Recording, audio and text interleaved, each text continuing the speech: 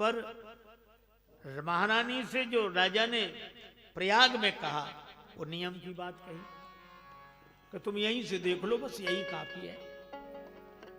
मर्यादा के भवन में रहकर भाव के झरोके से झांक कर, पर ऐसे जाना ठीक नहीं है। लेकिन महारानी तो प्रेम रंग में रंगी थी, उसको ग्लानि हुई कि धिक्कार है इस रानी पने पर। उसे अपने रानी पन से घृणा हो गई।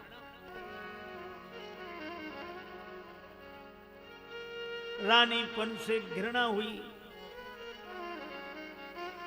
आंसू बहाती रही। रात्रि का समय, सारा समाज सो रहा था।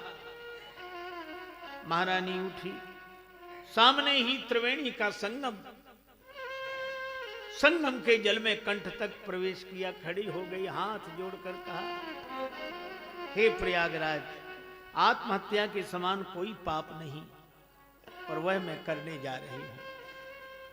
मैं आपके भजन के बिना रह नहीं सकती और नियम बाधा उपस्थित कर रहा है, मुझे क्षमा कर देना। लेकिन मैं आपके चरणों में यही प्रार्थना करती हूं कि अगले जन्म में मुझे नीच से नीच जाति में जन्म दे देना, पर रानी मत बनाना। धिक्कार है वह रानी होना जो भगवान के भजन में बाधक बने। सो तनु राखी करव में कहा, जेहि न प्रेम पन मोर निवाह। रानी ने डुबकी लगा ली। सवेरे राजा जागा, त्राहि त्राहि मच गई। जाल फिकवाए, तैरा सारे जल में।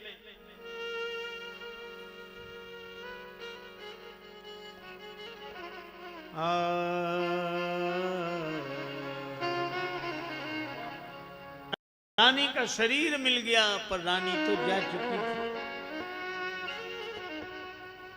अगले जन्म में अंतमत्र हिस्सा गति भवेत के अनुसार महारानी का जन्म हुआ, पर सबसे सामान्य कुल में, सबसे सामान्य कुल में। महारानी तो नहीं बनी, पर ऐसे कुल में शबर जाति में जन्म हुआ। जाति का दिया हुआ नाम शबरी। भील जाति का जन्म भीलनी। शबरी माता का जन्म यह है, पूर्व जन्म की कथा यह है, नियम के अंतर्गत नहीं, प्रेम के अंतर्गत। भक्ति बीज पलटे नहीं, जो जुग जाए अनंत। ऊंच नीच घर उपजे, होए संत का संत। अब न बनी तो फिर न बनेगी, अब न फिर न बनेगी, अब न बनेगी, फिर न बनेगी, अब न फिर न बनेगी, अब न बनेगी। नर्तन बार बार नहीं मिलता, नर्तन बार फिर नहीं मिलता, फिर तेरी जननी ना तुझको जनेगी, अब ना फिर ना बनेगी,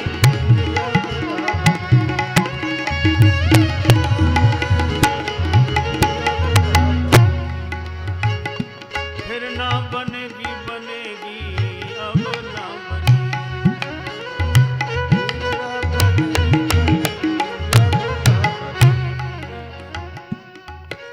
जन्म से ही इस बालिका में अनुराग भगवान का, जगत से वैराग। कभी फूलों को देखती तो कहती आज खिले कल झुक चले, परसों मिल गए धूल, देख दशा यों फूल की फिर क्यों फूलत फूल।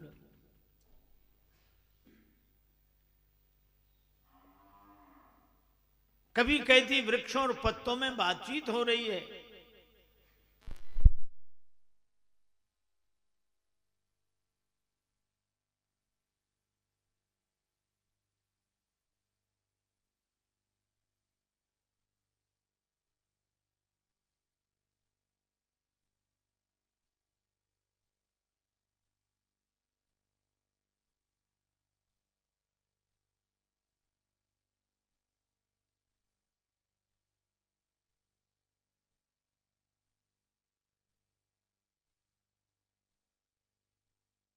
जय जय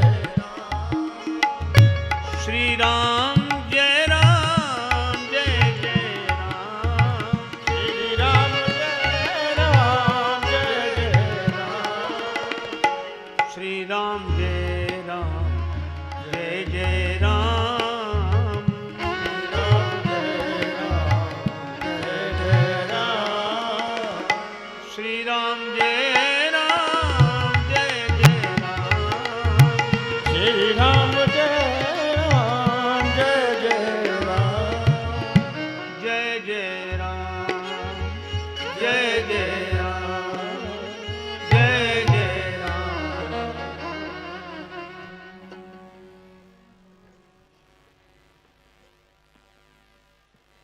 कभी कहती वृक्ष और पत्तों में बात हो रही है।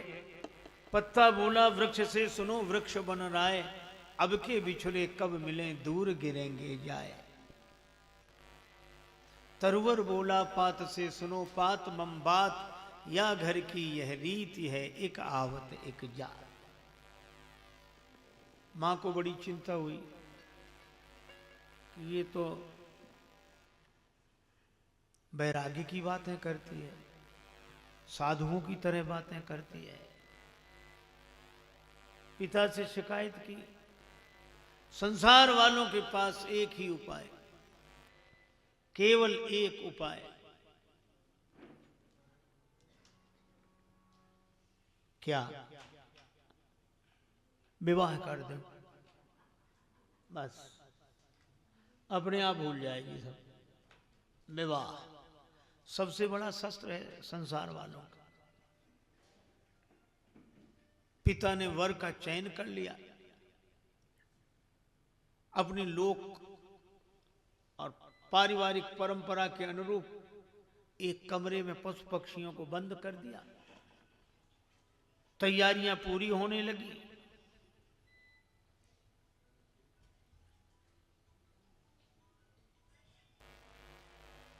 शबरी की मां आज शबरी की मांग सुलझा रही है।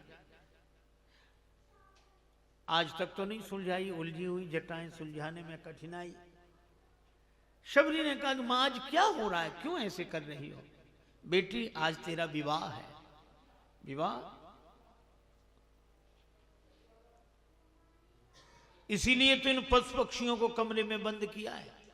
बारातियों को इन्हीं का मांस भोजन में खिलाया जाएगा। शबरी माता ने बाल माता के हाथ से छुड़ा लिए। छोड़ छोड़ माता मैं मांग ना कढ़ाऊंगी। छोड़ो छोड़ो मैं मांग नहीं कढ़ाऊंगी। भाग।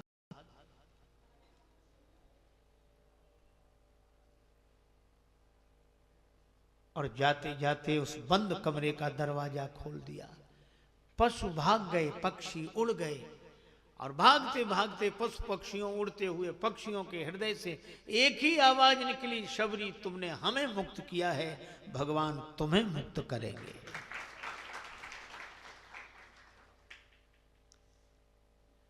शबरी ने भी घर छोड़ दिया, चल पड़ी वन में।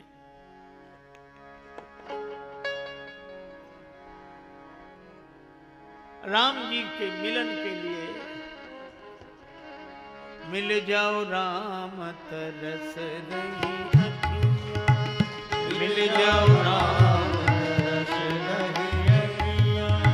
पावन हेतु पतित पावन को, पावन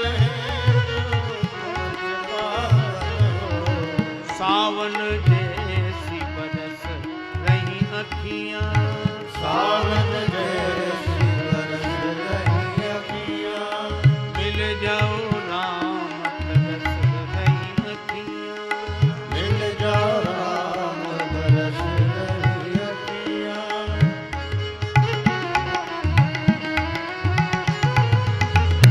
तरस रही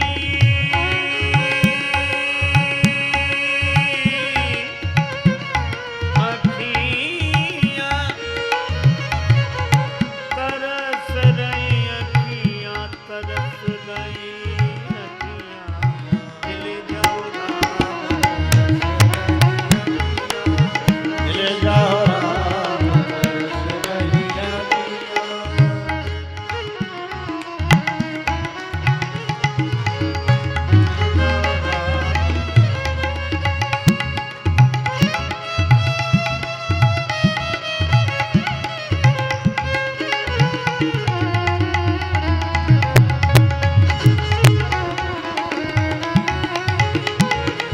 मिल जाओ राम तरस रही अखियां तरस रही अखियां, तरस रही अखियां तरस रही राम जी के मिलन का भाव लेकर चले वन में।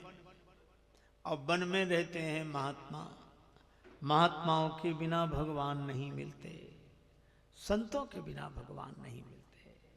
इसीलिए कहते हैं संतन के संग लाग रे तेरी बिगड़ी बनेगी, संतन के संग लाग रे तेरी बिगड़ी बनेगी, बिगड़ी बनेगी तेरी बिगड़ी बनेगी, बिगड़ी बनेगी तेरी बिगड़ी बनेगी, बिगड़ी बनेगी तेरी बिगड़ी बनेगी। बिगड़ी बनेगी तेरी बिगड़ी बनेगी, मिले रामचरण अनुराग रे तेरी बिगड़ी बनेगी, राम रे तेरी बिगड़ी बनेगी, रामचरण अनुराग रे तेरी बिगड़ी बनेगी। राम चरण राग रे तेरी बिगड़ी बनेगी, संतन के संग लाग रे तेरी बिगड़ी बनेगी, तेरी बिगड़ी बनेगी, तेरी बिगड़ी बनेगी। संत मिल गए, एक आश्रम दिखाई दिया, घर छोड़ दिया था, संतों के आश्रम, आश्रय मिलेगा इस उस आश्रम में प्रवेश किया। उस आश्रम के अधिपति को समाचार मिला, उन्होंने कहा कि देवी, एक तो तुम देवी हो, दूसरे शबर जाति में जन्म हुआ, हम तुम्हें आश्रम में आश्रय नहीं दे सकते। नियम की बात कही सो तो ठीक, लेकिन शबरी माता घर में रह नहीं सकती, घर वाले संसार से जोड़ेंगे और उसे भगवान से मिलना है, घर में रह नहीं सकती और संत के यहां आश्रय न मिले, अब क्या करें। एक वृक्ष के नीचे बैठकर रोने लगे, क्या करूं, आंख बंद आंसू बरस रहे थे। किस ओर चल दिए हैं, किस ओर जाते जाते, किस और चल दिए हैं, किसी और जाते जाते, किसी और जाते जाते, किस ओर चल दिए हैं, किस ओर जाते जाते, चल दिए हैं और जाते जाते, जग में भटक गए हैं तेरे दर पे आते आते, जग में भटक गए हैं तेरे दर पे आते आते,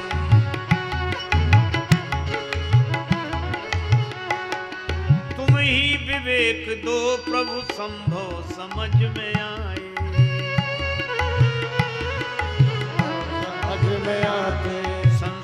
संसार के स्नेही सतपथ नहीं बताते। संसार के स्नेही सतपथ नहीं बताते।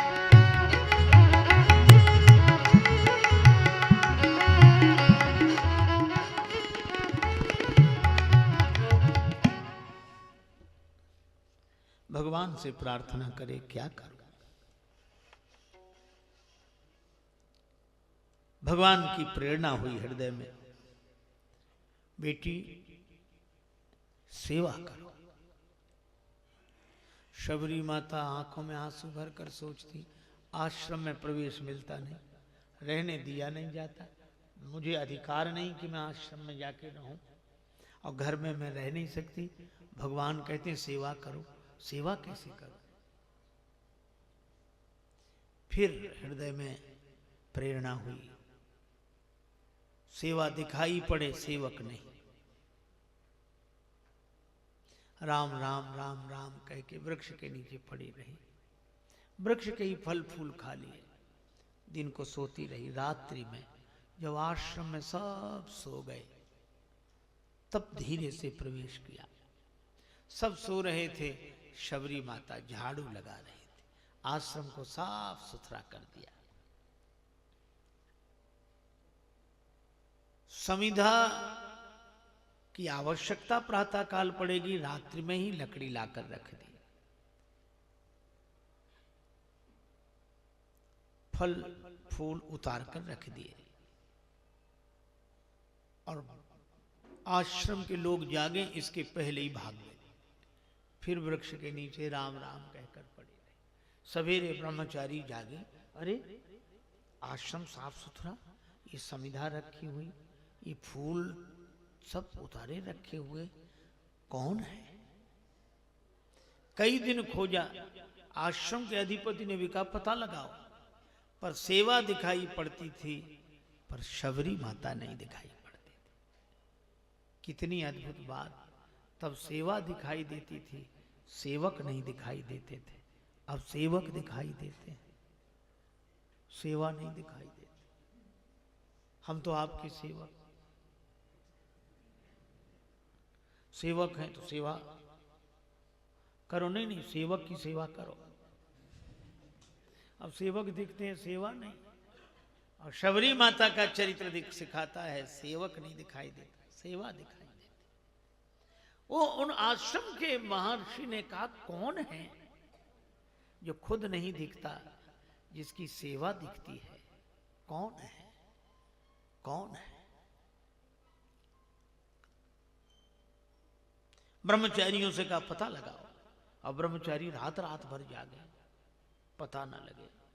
एक दिन इस कृशकाय बालिका को लकड़ी का गट्ठर जमीन पर पटक कर भागते हुए देखा, तो एक ब्रह्मचारी ने आवाज दी, ठहरो। डांटा तो रुक गई, थर थर कांप रही थी, आंखों से आंसू बरस रहे थे कि आज पकड़ी गई। चलो गुरुजी के पास। गुरुजी के पास गई। महर्षि ने देखा इस बालिका को, बेटी तुम कौन हो, यह सेवा क्यों कर रही है? शबरी माता रोने लगी, रोकर कहा, घर में मैं रह नहीं सकती, भगवान को पाना चाहती हूं, आश्रम में आश्रय नहीं मिला, प्रेरणा हुई सेवा, इसीलिए सेवा कर रही थी, मेरा अपराध क्षमा करें। रोने लगी। महर्षि के भी आंखों से आंसू आ गए। महर्षि ने कहा कि बेटी, मैंने तुम्हें बेटी कहा है, आज से तुम इसी आश्रम में रहोगी। पिता के घर बेटी रहे तो कोई कठिनाई नहीं है, और तुम्हें सेवा करने की कोई आवश्यकता नहीं है। तुम तो उस कुटिया में रहो और राम राम करो। शबरी चरणों में गिर गई। महाराज, लेकिन नियमावली के आग्रही आपका विरोध करेंगे। उस आश्रम के अधिपति का नाम था महर्षि मतंग। महर्षि मतंग ने कहा, मेरा नाम मतंग है, और मतंग हाथी को कहते हैं। हाथी ने कभी भौंकने वालों की परवाह नहीं की। तुम चिंता मत करो, यहीं रहो। ये हैं भक्ति के पक्ष को सुदृढ़ करने वाले महात्मा संत। शबरी से कहा बस तुम राम राम करो, कुटिया में रहो।